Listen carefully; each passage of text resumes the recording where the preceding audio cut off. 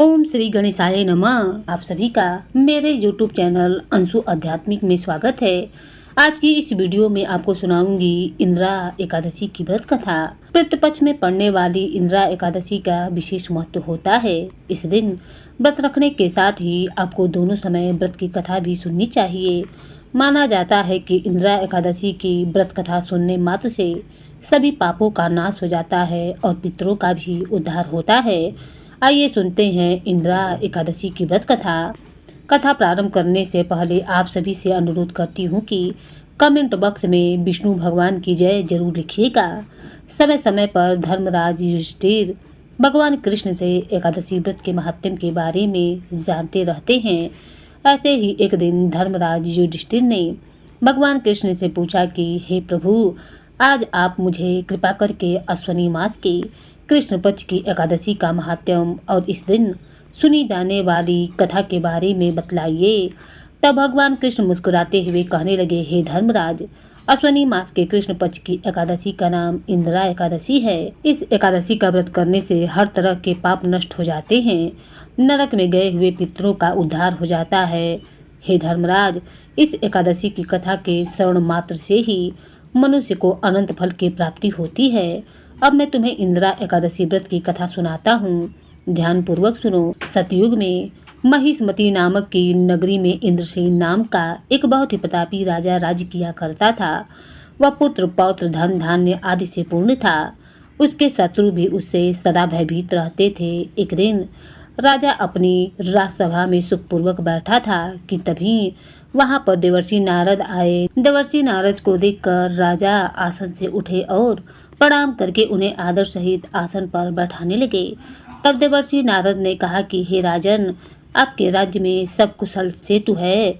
मैं आपकी धर्मपरायणता देखकर अत्यंत प्रसन्न हूँ। देवर्षि नारद की बात को सुनकर राजा ने कहा, हे देवर्षि, आपकी कृपा से मेरे राज्य में सब कुशल पूर्वक है तथा आपकी कृपा से मेरे सभी यज्ञ कर्म आदि सफल भी हो गए हैं। हे महर्षि, अब आप कृपा करके यह बतलाइए कि आपका यहाँ पर आगमन किस उद्देश्य से हुआ है। मैं आपकी क्या सेवा कर सकता हूँ।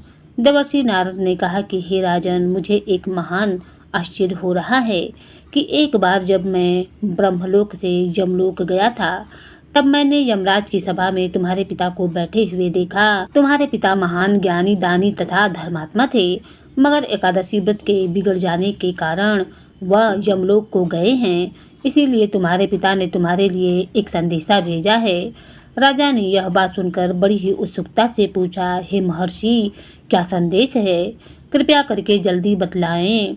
तब देवर्षि नारद ने कहा, हे राजन, तुम्हारे पिता ने कहा है आप मेरे पुत्र इंद्रसेन, जो कि महिष्मती नाम की नगरी का राजा है, उसके पास जाकर एक संदेश देने की कृपा करें।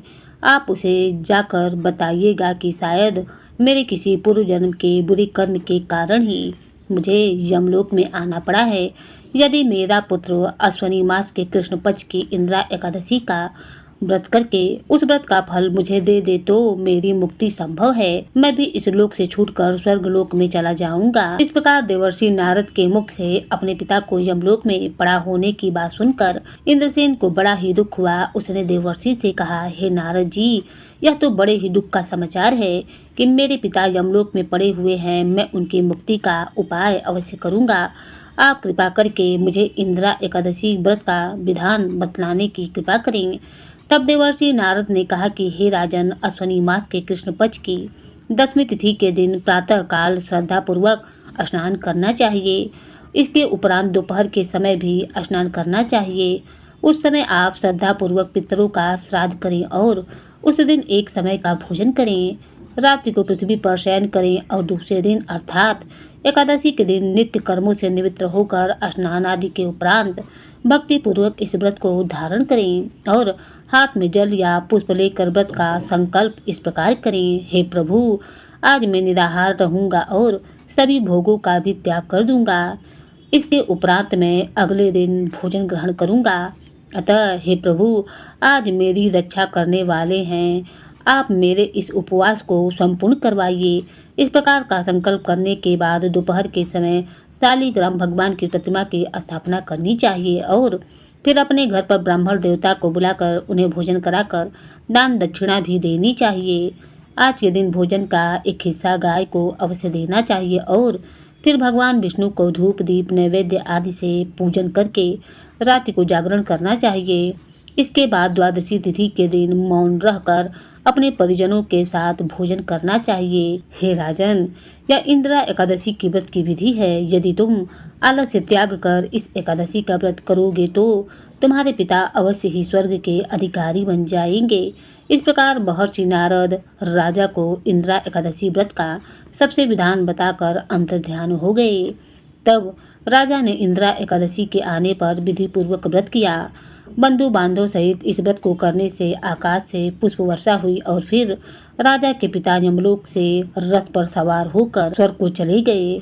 इस एकादशी के प्रभाव से राजा इंद्रसेन भी इस लोक में सुख भोग कर अंत में स्वर्ग लोक को गए। तो यह थी इंदिरा एकादशी व्रत कथा। अगर आज की वीडियो आपको पसंद आई हो तो वीडियो को लाइक शेयर और सब्सक्राइब करना मत भूलिएगा।